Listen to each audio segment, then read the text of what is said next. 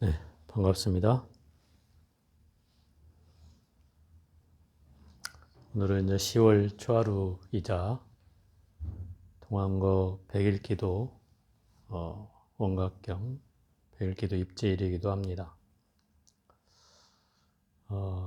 제가 요새 이 산철에 밖에는 여러분들이 보셨지만 공사를 아직 진행 중이고, 또 안으로는 이제 방생 의식문을 또 새로 만들었고, 또 보현행원품을 아마 이번에 책이 나올 겁니다.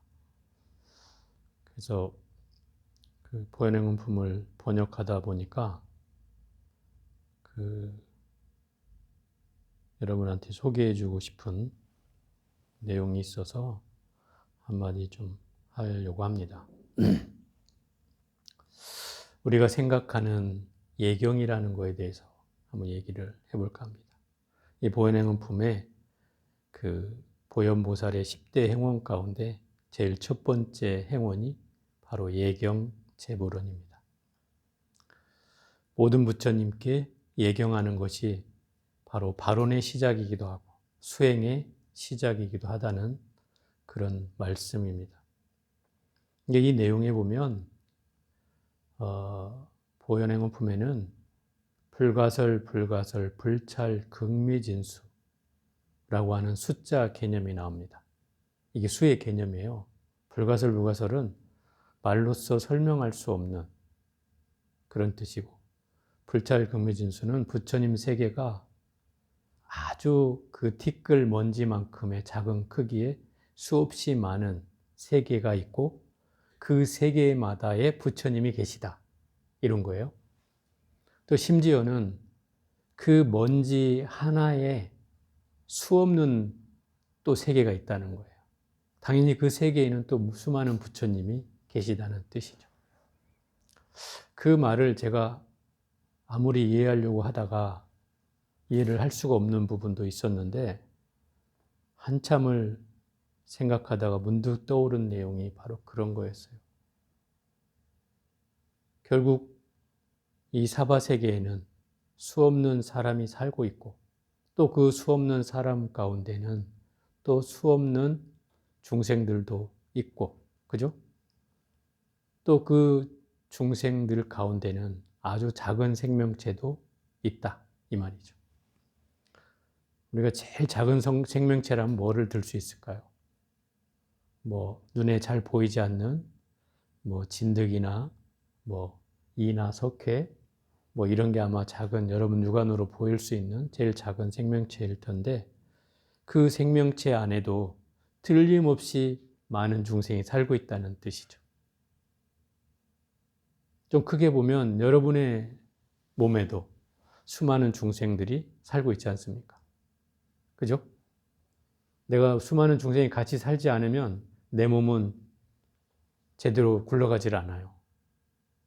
나는 무심이라는 한 인간으로 나 홀로 대표하는 내 몸뚱아리의 대표자로 살지만, 또 내 몸 안에는 수많은 나와 더불어 사는 중생들이 있다는 뜻이죠. 그러니 각양각색의 세계라는 것이 어디에나 펼쳐질 수 있다는 뜻이죠. 그럼 이 세계에 중생 아닌 곳이 없고, 그죠? 생명체가 살지 않는 곳이 없는 거죠.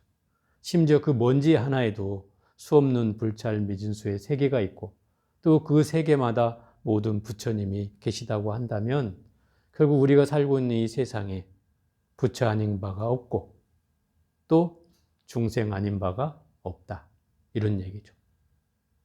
그런 결론에 이르렀다는 뜻이에요. 그러면 결국 부처란 중생의 다른 이름일 뿐이고, 중생이란 부처의 시작되기 전 이름일 뿐인 거죠. 그렇지 않습니까? 그래서 이 화엄경에는 부처와 중생과 마음이 차별이 없다, 이렇게 얘기하고 있는 거죠. 중생이 곧 부처요, 부처가 곧 중생이라고 하는 말을 이 구절에서 할 수가 있다, 이 말이죠. 그러면 결국 부처님을 예경한다는 것은 따져보면 일체 모든 중생을 예경하는 것과 같다. 이렇게 얘기할 수 있다는 겁니다. 결국 부처를 예경한다는 말은 일체 중생을 예경한다는 말이다. 그러면 한번 생각해 보세요. 이 위에 앉아있는 부처님만이 부처님인가 이 말이죠. 우리가 말하는 부처란 내 안에도 있고 여러분 안에도 있고, 그죠? 모든 중생 안에 불성이 있다 하니 모든 불성을 가진 중생이 다 부처죠. 설사 부처를 깨닫든 못 깨닫든 이미 불성을 가진 자는 다 부처다 이 말이죠. 그러면 그 부처를 예경한다는 것은 지금 현재 있는 이 불단의 부처님뿐만 아니라 모든 생명체에게 부처가 있음을 깨닫고 그 불성을 향해 예경하는 것. 이것이 바로 제가 이 예경 제불론에서 이 내용을 얻은 결론이라고 할 수 있습니다. 결국은 중생이 곧 부처다. 이 말을 실현한 그 수행의 첫 대목이 바로 이 예경 제불론의 첫 대목이 아닌가 싶습니다. 원래로 중생은 중생이 아닙니다. 그렇지 않습니까? 실로 금강경에 보면 나오잖아요. 실로 한 중생도 없다. 왜 한 중생이 없습니까? 중생이란 중생의 이름일 뿐인 것이지 실상은 중생이 아니다. 그죠? 왜냐하면 이미 불성을 가진 자이기 때문에 중생이라는 것은 깨닫지 못했다는 것을 의미할 뿐이지 내 이미 자성에 발현을 해서 깨달음을 얻는다면 이미 부처를 중생을 벗어나는 일이고 중생을 벗어나는 일은 곧 부처가 되는 일이니 결국 중생이 항상 중생일 수 없는 이유인 거죠. 그래서 중생은 중생이 아니고 실로 이름을 중생이라 한다고 금강경에서 얘기하고 있는 겁니다.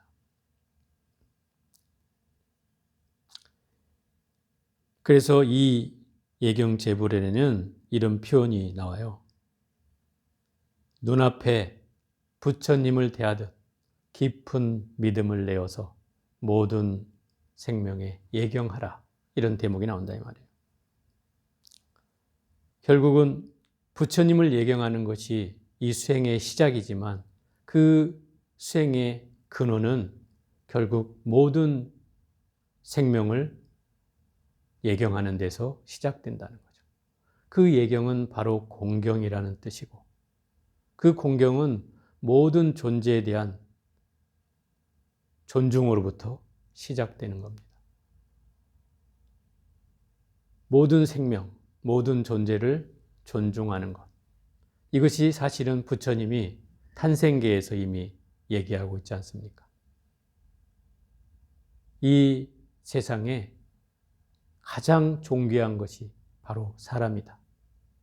그 사람을 존중하는 것이야말로 모든 부처님이 이 땅에 오신 가장 큰 이유다. 이렇게 설명하고 있는 것처럼 바로 이 예경의 시작은 바로 인간의 존중으로부터 시작되어야 된다는 말씀입니다.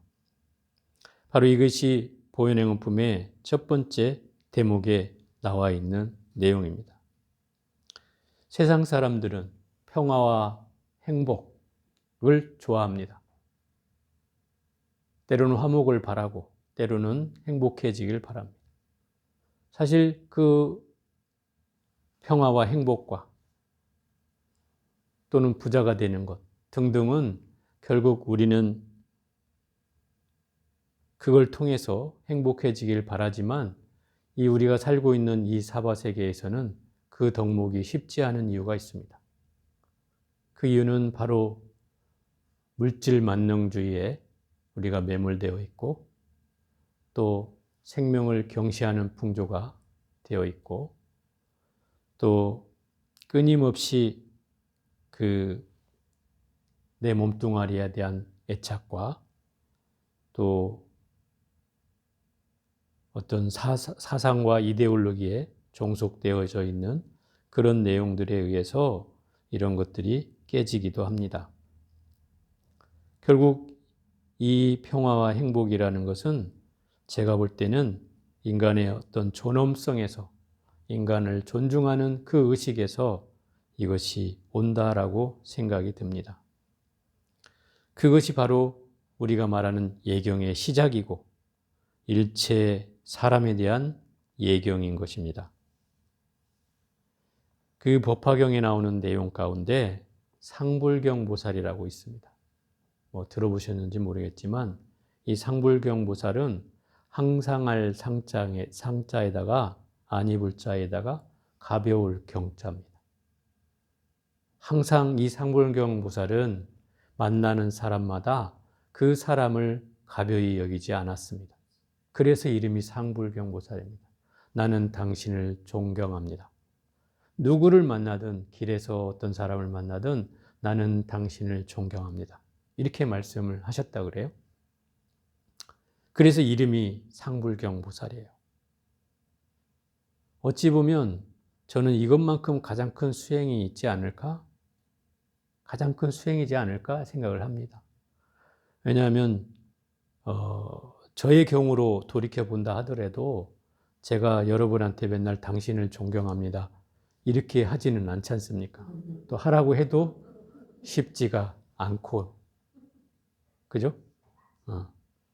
그래서 마음은 설사 있다 하더라도 그걸 꺼내놓고 살림살이를 드러내는 일은 여간 쉽지 않은 일입니다.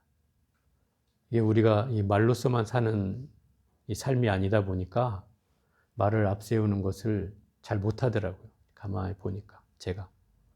그래서 여러분 앞에 아마 그런 표현도 잘 못하는 것 같습니다. 어쨌든 그 예경이라고 하는 것은 그런 인간에 대한 존엄성에서 시작된다는 사실이죠. 그래서 사람을 예경하는 것, 거기에서부터 우리는 이 예경의 뜻이 진정으로 있다라는 생각을 합니다.